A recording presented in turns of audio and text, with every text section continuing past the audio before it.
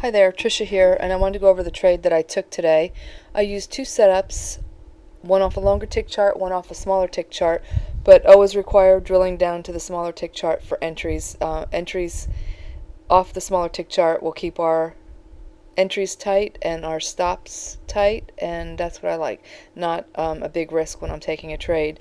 And I do use 3 charts with indicators for confirmation before ever taking a trade, and you can go to www.easyemintrade.com and check those out.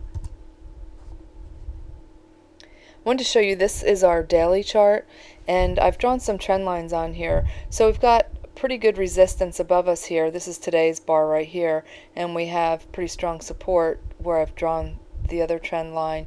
And so the reason why we're not getting a whole lot in the way of setups is that we're kind of stuck in a range here. We're going to need to break out above the resistance or break down below the support in order to get any kind of move going on here.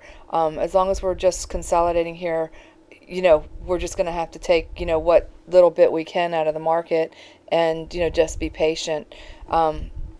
Realistically, if we were to ever, get above here, we could have a move up to this trend, this resistance up here, and then obviously if we break above that, lots of room to go above us here in the way of reference points and so forth. But below us there's nothing. So what that means is we have a void. We can literally, drop. So no way of knowing what's going to happen, but I just wanted to at least point out what the daily chart looks like. And I usually do start out the day by looking at the daily chart just to get an idea of, some of those reference points.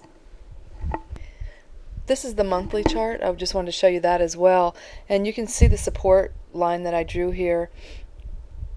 And we're about there now. So, a couple things could happen. We can either hit it and bounce higher, or we can just break right through that and there's nothing stopping us below. So, just a couple things to be watching. It doesn't really matter for us because we're trading the setups that we see on the intraday setups that we use, but just always good to know what those reference points are, just to have an idea of what is going on out there. And again, doesn't really matter to us if we're below both moving averages. Regardless, on our longer tick chart we're going short, so and vice versa for our longs. So either way, we've got trades that we can take. I wanted to show you this. This is our longer tick chart. And so, basically, if we're below both our moving averages, we are looking short. We are not looking for any setups at all to occur until our trend indicator is over 20, or at least close to 20 and rising. So once we get to that point, then we look for setups to be occurring on our scalp chart, or we look out for our breakouts on our trend lines on our longer tick chart. Now I don't have the automatic trend lines on my longer tick chart here because, like I've said before, Sierra does not offer those yet.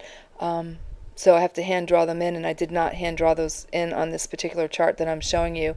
The horizontal lines that you see are the high, the low, and the close from the day before. As you know, I like to have those on my chart for reference points. And you can put them on your longer tick chart, you can put them on your smaller tick chart, wherever you're apt to see them and know what's going on. So anyway, that is our longer tick chart, and this is a trade that I did take. It was at about 9:52 or thereabouts, and we had our scalp indicator setting up for a short. We had divergence on our indicator, and by divergence I mean indicator is moving down, price is moving sideways. So when our scalp indicator said that we can go short, I went ahead and took that short, got filled over here at 8:55, and trail stop, moved my stop to here, and got stopped out over here at 8:52.75 for a gain of 2 1/4. Now, with that said, if you look at our longer tick chart at around 9:52, you can see that we are below both moving averages. Actually, it was over here, below both moving averages. Our lower indicator, our lines are in correct alignment for a short on this particular chart. the colors that I'm using are green and purple, and the green is below the purple line.